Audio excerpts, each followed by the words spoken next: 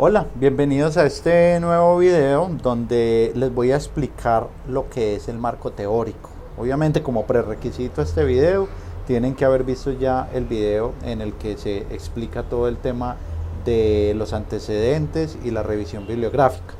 Entonces ahorita en el marco teórico, como su nombre lo dice, es el espacio donde vamos a buscar toda la teoría que tiene que ver con nuestro proyecto. Es decir, ya no vamos a buscar cómo otros autores han solucionado el problema. No, eso ya se evacuó en ese otro aspecto. Aquí lo que vamos a buscar es toda la teoría o todos los conceptos que necesitamos conocer para poder solucionar nuestro proyecto, ¿sí?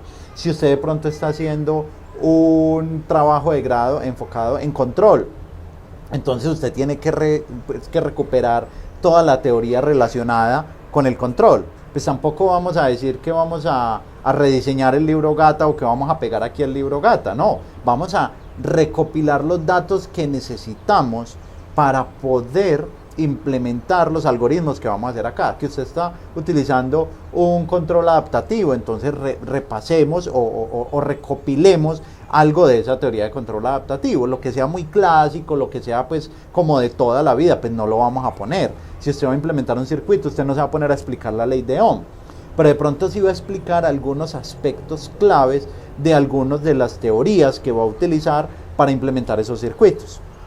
Como sus trabajos de grado tienen que ser innovadores, esa es una de las características con las que se evalúa la pertinencia de un trabajo de grado. Entonces, la innovación se mide en que utilice algo novedoso, algo nuevo, algo actualizado.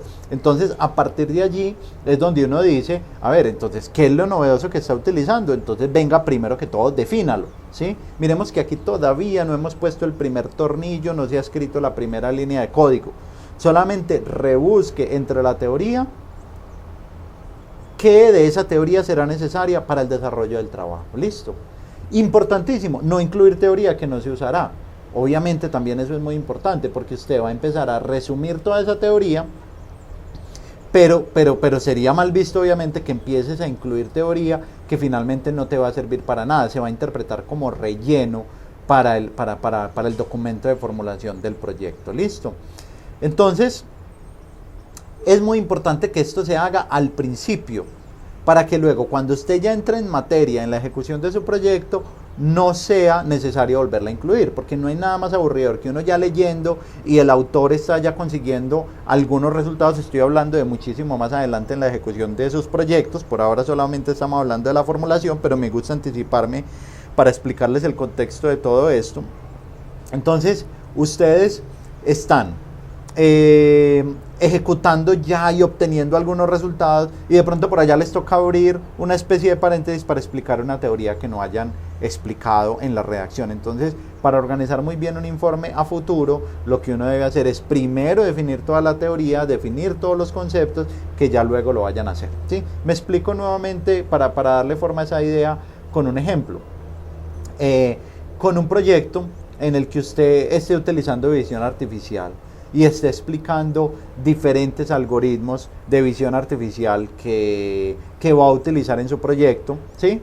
No tiene ningún sentido que usted ya esté mostrando imágenes, cómo le quedó, cuántos errores obtuvo, qué percepción tiene la luz sobre esos proyectos, ¿sí? Y que de pronto resulte por allá diciendo, sí, paréntesis, vamos a explicar cómo es un algoritmo de umbralización. No, porque digamos que eso ya se tuvo que haber explicado antes. Si usted ya definió más arriba qué era un algoritmo de umbralización, por ejemplo, no importa en ese momento entender qué es un algoritmo de umbralización, solo lo tomo como ejemplo. Entonces, si usted ya arriba explicó qué es un algoritmo de umbralización, cuando usted está en la ejecución de su proyecto, ¿usted qué dice? Y utilizando un algoritmo de umbralización con estas características, ¡pum!, la imagen que obtengo es esta. Entonces, miren que en realidad ya eso le permite a uno, cuando esté en la obtención de los resultados del proyecto, ir como mucho más directo, porque usted nada más tiene que mencionar qué técnicas utilizó, porque ya anteriormente las definió, sino que las va mencionando cuáles utilizó, y así con eso ya construye muy bien su proyecto. Entonces vamos a ver esto a través de algunos ejemplos. Voy a utilizar principalmente este ejemplo del proyecto de clasificación de café. Este fue un proyecto que se formuló Bajo esta metodología que les estoy explicando, en el año 2019 se construyó el formato FIN01.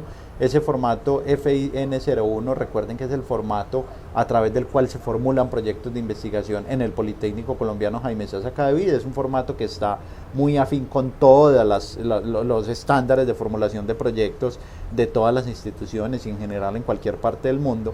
Entonces, formular el proyecto en este formato les va a ser de mucha utilidad en general para todo su desempeño, inclusive después de la universidad a nivel profesional. Entonces, este trabajo de grado, se los voy a compartir acá, tiene por título Implementación de un prototipo para clasificar y separar granos de café defectuosos empleando técnicas de visión artificial. ¿Qué tiene que ver este proyecto? Es decir, los granos de café cuando ya fueron recolectados, despulpados y se les hizo todo el proceso, inclusive secados, ustedes saben que estos granos los secan muchas veces al sol, los extienden durante un tiempo para que terminen de secarse. Allí es muy importante hacerles un proceso de selección, porque en ese proceso de selección, si garantizamos que todos los granos de café que queden después en un bulto o en una entrega que haga el campesino a la cooperativa o al que se los vende, ya están seleccionados, tienen un precio más alto en el mercado. Pero también si ellos se ponen a seleccionarlo, pierden mucho tiempo porque es un proceso que toca hacerlo de forma muy manual. Entonces, en este orden de ideas se averiguó y se decidió hacer un prototipo que permita clasificar y separar, es decir, que permita que esos granos de café a medida que vayan pasando por una máquina o por alguna banda transportadora o por algún sistema, pues se vayan separando, es decir, se vaya identificando ciertos defectos y a partir de esos defectos pues se saque de la línea para que solamente terminen empacados los granos de café que cumplan con ciertas condiciones de calidad. Este proyecto es diferente al que les decía ahorita, que es de analizar muestras de café tostado, porque ese otro era para café tostado, este no, este es antes del tostado, cuando el café ya fue secado. Entonces vamos a avanzar. Este es un documento muy bien construido por unos estudiantes, compañeros de ustedes. Entonces vamos a ver qué dicen ellos en el marco teórico, que es el objetivo que nos reúne hoy. Entonces miren que en el marco teórico ellos primero empiezan a definir qué es un grano de café. Claro, si usted va a trabajar con café, defínalo, defina qué es eso, cuáles son sus partes para que sepamos dónde estamos parados. Hable del beneficio del café. Cuando hablo del beneficio es cómo los campesinos transforman ese café, cómo, mejor dicho, desde casi que desde la semilla hasta el café que ellos venden, ¿sí? Que ellos venden de pronto ya empacado y seco, como café pergamino seco. Entonces ellos explican cómo es todo ese proceso, reciben los frutos, despulpan, remueven el mucílago, lavan y secan y explican cómo es cada una de sus partes. Y mire la fuente, Café de Colombia. Uno no podría poner en duda la confiabilidad de esta fuente. Si Café de Colombia dice que este es el proceso, pues queda muy difícil controvertir esto. También obviamente tenemos que hablar de efectos del café, según Cenicafé. Entonces hablamos de defectos de primer grupo, de defectos de segundo grupo y los clasifican todos los diferentes tipos y hasta le ponen una imagen para que se pueda identificar los diferentes. Hablan por ejemplo del factor de rendimiento, muy importante porque como decíamos ahorita, el objetivo de este trabajo es poder identificar los granos de café para que le paguen mejor y el factor de rendimiento precisamente dice eso. Si yo entrego un café de mejor calidad, ¿cuánto me van a pagar? Entonces todo eso hay que definirlo acá.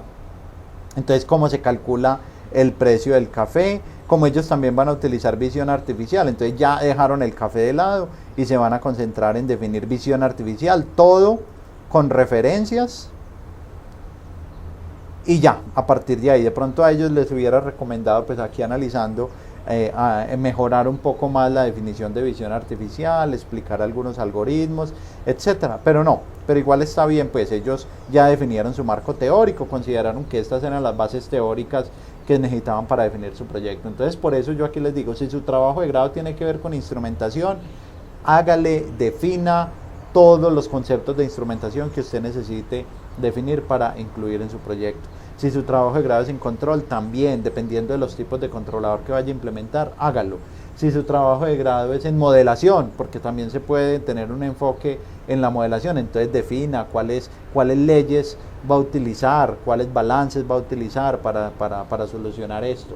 Si su trabajo de grado se enfoca, por ejemplo, en inteligencia artificial, también hágalo, explique solo las técnicas, explique de forma básica qué es la inteligencia artificial, pero defina las técnicas, si va a utilizar machine learning o si va a utilizar alguna de esas herramientas para la construcción de su proyecto. Es decir, en resumen, es construir, como les decía al principio, esa base teórica que les va a servir para construir sus proyectos, básicamente. ¿Listo?